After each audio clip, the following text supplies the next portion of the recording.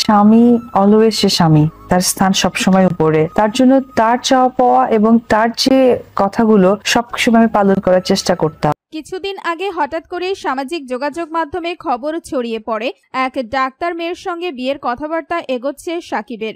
আর এই কারণে অপু বিশ্বাস এবং শবনম বুবলিকে বাড়িতে ঢোকার অনুমতি দিচ্ছেন না চিত্রনায়কের পরিবার।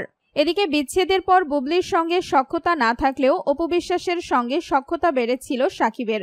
পরিবারের সঙ্গেও এবারের ঈদও উদযাপন করেন অপু। এতে ভক্তরাও ভাবতে শুরু করেন হয়তো আবারও এক হতে যাচ্ছেন সাকিব অপু। কিন্তু তাদের সেই ভাবনাতেও পানি ঢেলে দিল চিত্রনায়কের পরিবার।